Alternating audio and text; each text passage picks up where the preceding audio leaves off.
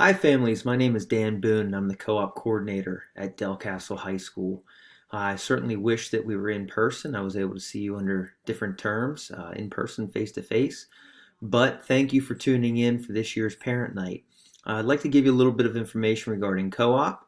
Co-op is our school-based learning, our school to work program where students are able to earn their academic credits while in the building, and then they're able to go out and earn their career technical education CTE credits out in the workforce in a paid employment opportunity.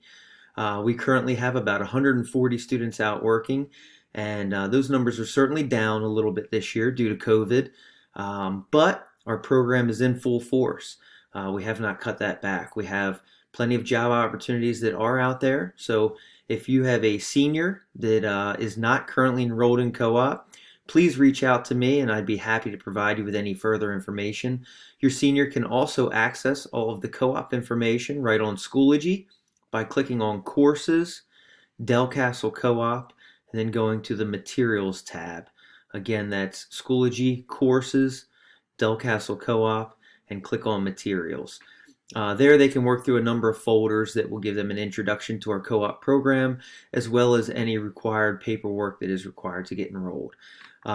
If you have any specific questions for me, please feel free to shoot me an email at Daniel, that's DANIEL, Boone, BOONE, at nccvt.k12.de.us. If you have a junior, our juniors will be eligible for co-op at the start of the second semester, which is about mid-January, and they will receive some more information as we approach that time. I will be meeting with them, whether in person or virtually, to discuss the co-op program and answer any questions that they may have.